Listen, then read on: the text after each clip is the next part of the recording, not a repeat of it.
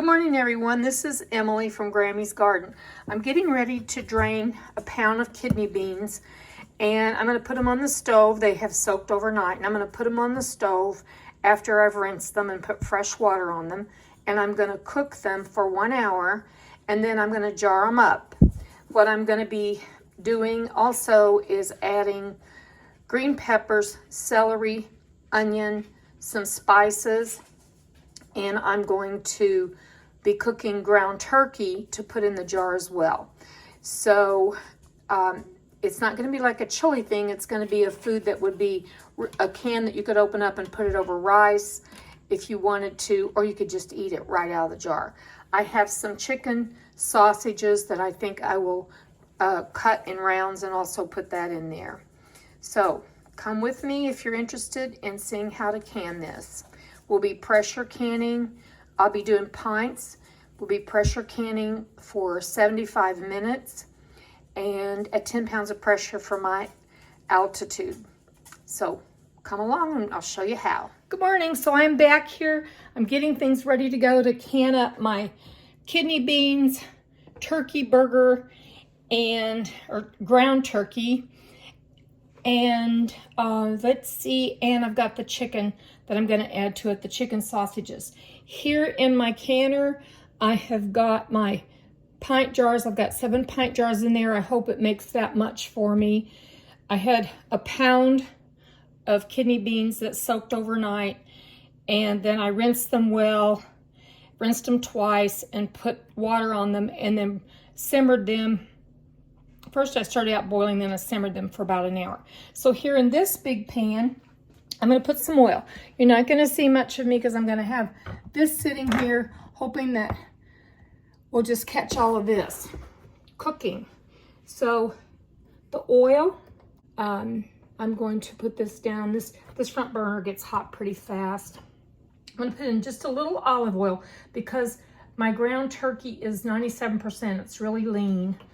And I had a turkey burger from it last night, and it was real good turkey. So I'm going to get this going, and I'm going to add this.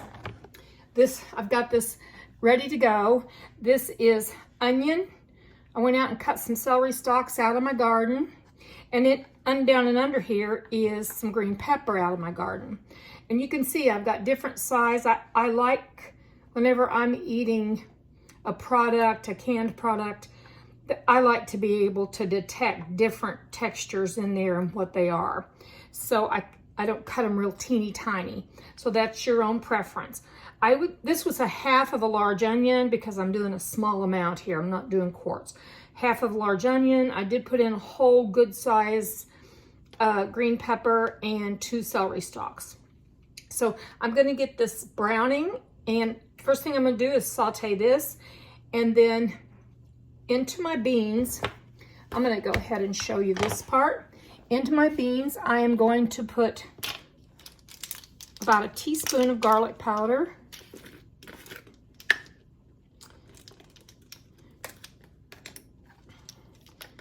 Oh, good. It fit.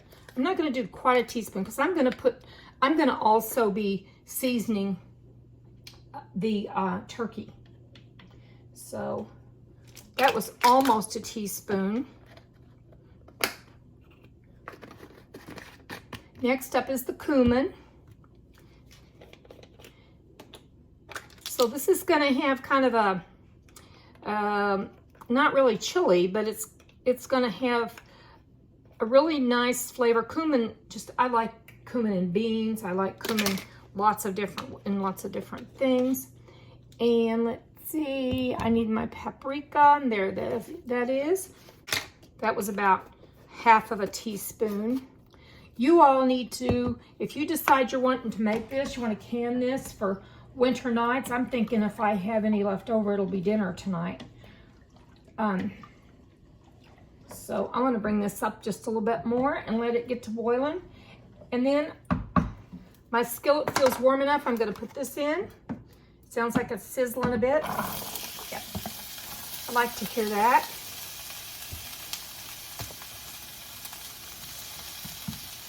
So I'm going to get the turkey burger in, or I keep saying turkey burger, it's ground turkey.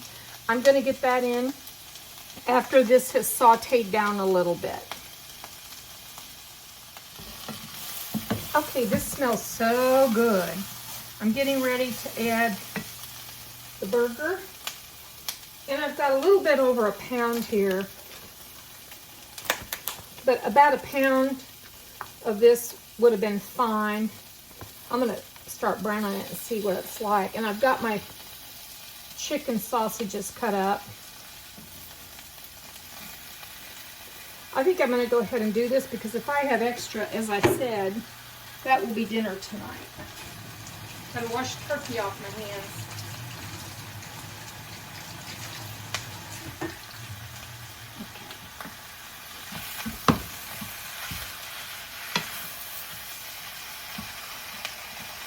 I want to see how these are doing.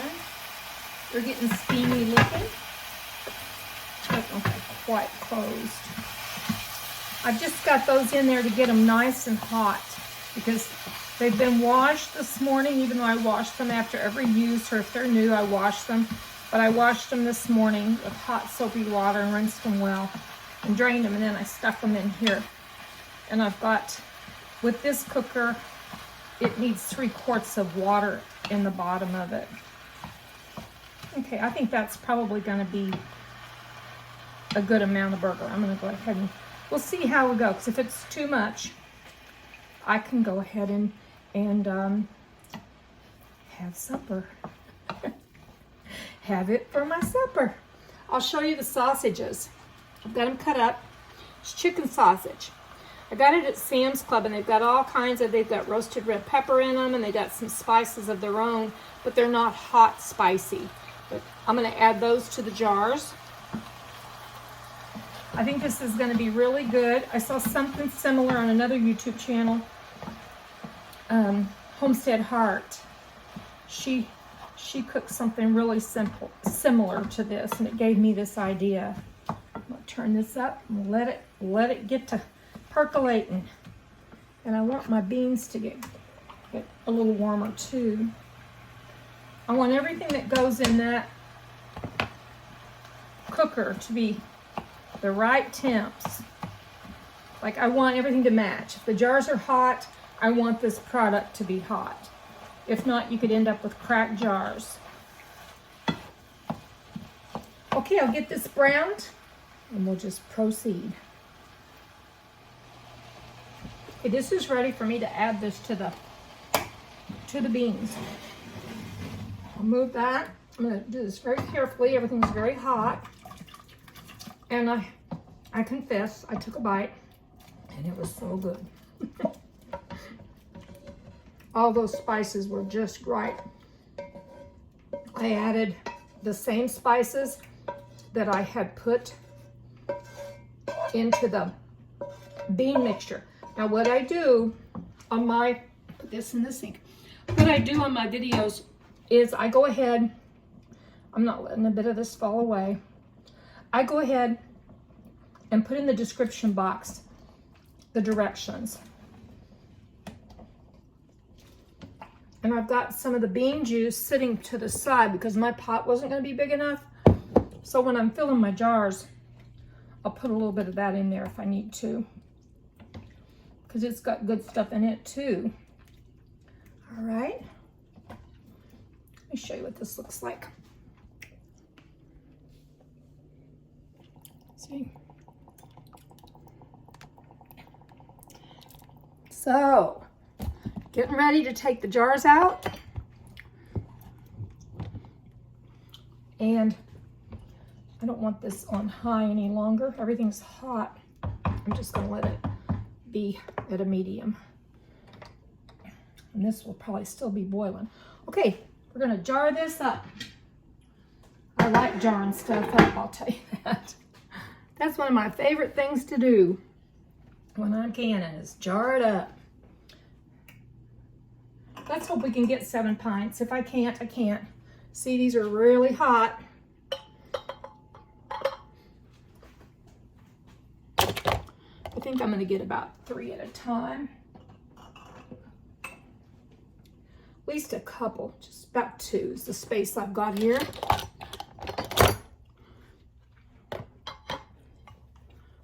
I'm going to show you just a couple. I'm not going to ask you to stick with me through that whole thing. I'm taking these and I'm dropping these in the bottom. I want enough that everybody's got to, well, it's probably going to be me. Because if I had family eating, we'd probably have to go ahead and open up more jars. Or make bigger jars if needed. If I canned it again. Okay. This is kind of making me hungry, and it's just been a few hours. It's 9:08 here.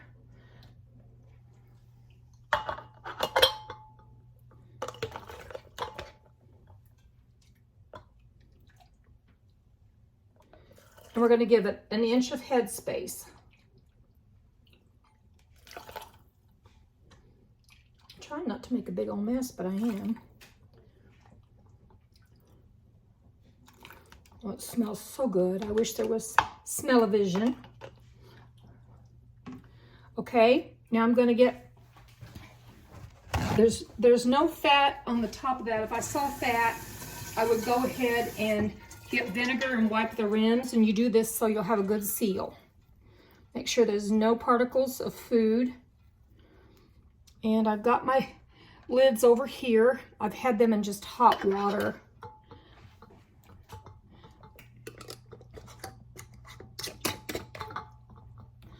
I can still, okay, so that's going in. I'm gonna fill these jars, and then I'll be back. I want to show you all the debubbling process. You just push down in the jar and it makes more room, and it also gets any air bubbles out there that could trap any bacteria.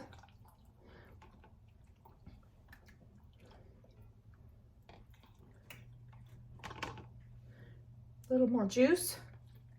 Now I'm going to check for air bubbles.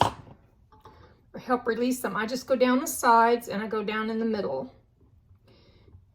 And sometimes you'll need to add more broth or whatever you're canning, because it'll reduce it a bit. But it was just about right, okay? Okay, I've got the last one ready to go in. And I've got quite a bit left over here. So